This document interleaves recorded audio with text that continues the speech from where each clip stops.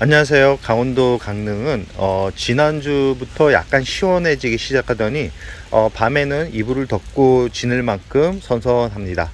그러나 다음 주부터는 또 기온이 아주 높이 올라간다라는 예보가 있어가지고 참 올해는 닭이 키우기가 작년과 또 다르다라는 것을 또 느끼게 됩니다.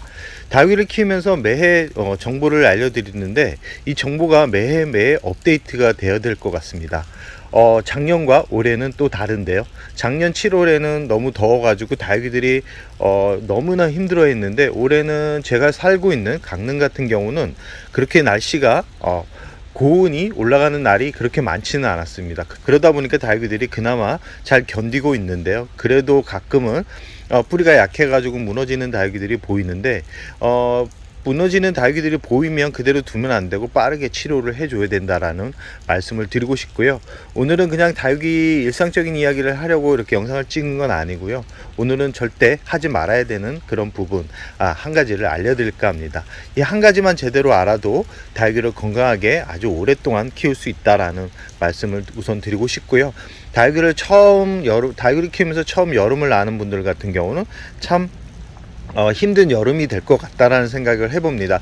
작년과 올해는 또 다른 온도가 더 높게 올라간다 그러니까 이 닭이들을 키우는 그런 환경 자체가 더 이 시간이 지날수록 안 좋아지는 것 같습니다. 그러다 보니까 닭이들이 하나둘 고온에 이기지 못하고, 특히 우리나라에 들어온 닭이들이 오래된 닭이들 같은 경우는 환경에 적응을 빨리 하는데, 그렇지 못한 닭이들 같은 경우는 그 환경에 적응을 못해서 결국 무너지는 경우가 많습니다. 특히 신생 닭이들 같은 경우가 무너지는 경우가 많은데요. 그래서 저 같은 경우는 다육이를 구입할 때는 꼭 검증된 다육이 위주로 구입을 합니다. 신생 다육이들 같은 경우는 초기 나왔을 때 가격도 높지만 이 다육이가 여름을 건강하게 날 수 있는지를 모르기 때문에 그 시점을 한번 지내고 나서 예쁘다 생각하면 구입을 하게 되는데요. 다육이를 처음 키우시는 분들 같은 경우는 꼭 이 부분을 기억해 두시는 게 좋다라는 말씀을 우선 드리고 싶습니다. 이 전체적으로 이렇게 둘러보니까 닭이들이 그래도 물을 많이 주지 않았는데도 그래도 건강하게 잘 성장을 하고 있습니다.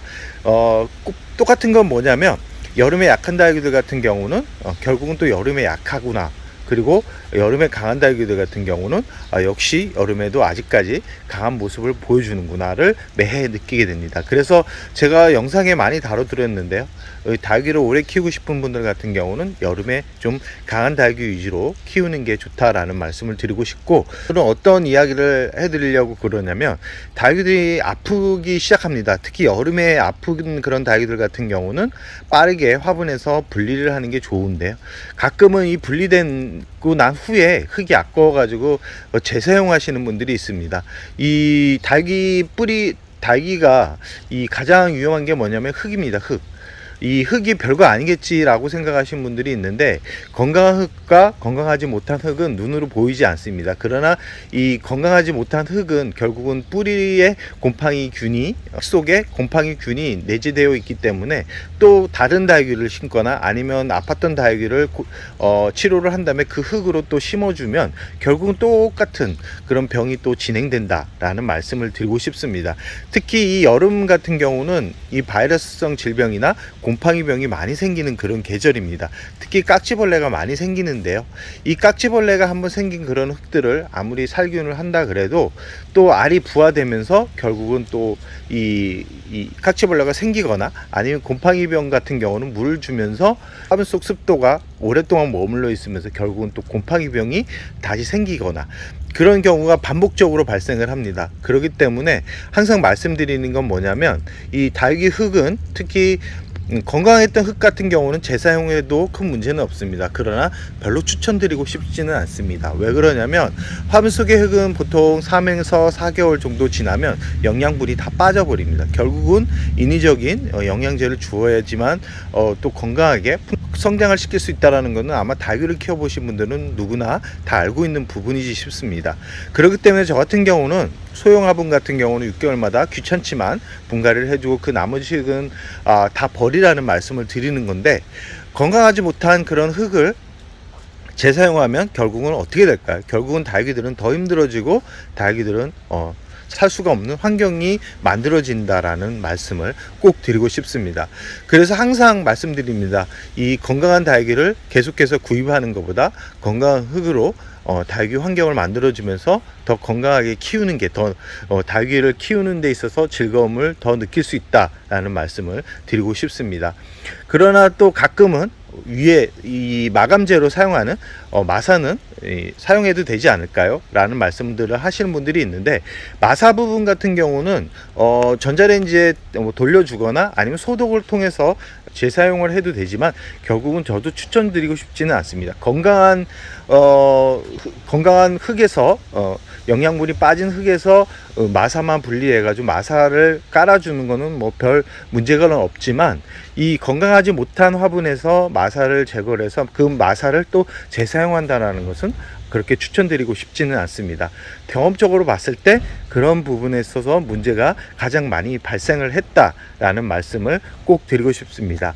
여름에는 물 주는 것도 중요합니다. 물 주는 것도 중요하고, 물 주는 시점을 잘 선택해 가지고 안전하게 주는 것도 가장 중요한 부분입니다. 그러나 가장 중요한 거는 뭐냐면 나쁜 환경을 만들어 주지 않는 겁니다. 결국은 건강한 환경을 만들어 주는 건데요. 그 건강한 환경을 만들어 주는 데서 가장 중요한 부분이 바로 흙이라는 말씀을 꼭 드리고 싶습니다.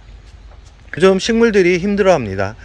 높은 온도와 그리고 특히 거리대, 이 시래기 쪽에 있는 거리대에서 키우고 있는 분들 같은 경우는 에어컨을 돌리면서 시래기가 같이 돌아가는데요. 시래기에서 나오는 그런 열기들이 이 다육이들 뿌리 상태에 큰 안 좋은 영향을 미칠 수 있고, 각종 식물들한테는 특히 율마 같은 경우는 아주 그런 환경 자체를 싫어합니다. 그렇기 때문에 율마를 혹시나 시래기 쪽 거리대에서 키우고 있다 그러면 그 율마 같은 경우는 그냥 베란다에서 옮겨가지고 심어주는 게 좋고요. 다육이 같은 경우는 그나마 시래기 쪽에서도 그나마 잘 버티긴 하지만, 이 시래기를 많이 돌린다, 에어컨을 많이 돌린다라고 생각하시는 분들 같은 경우는 이 다육이 같은 경우도 뜨거운 바람이 불지 않는 그런 환경으로 만들어주는 게, 옮기는 게 더 좋다라는 말씀을 꼭 드리고 싶습니다. 이 다육이를 전체적으로 한번 훑어보시기 바랍니다. 훑어보시고 나서 약간의 공중뿌리가 생기거나 잎의 이상 현상이 보인다 그러면 그 다육이들 같은 경우는 잘 들여다 보시기 바랍니다. 그리고 줄기 부분에 검은 그을림 현상이 보인다 그러면 그 다육이들 같은 경우는 거의 100% 깍지벌레가 발생했을 가능성이 높기 때문에, 그런 화분들 같은 경우는 빼가지고 한번 잘 흙 아래까지 잘 살피시는 게 좋다라는 말씀을 드리면서 오늘의 영상을 여기서 마무리할까 합니다.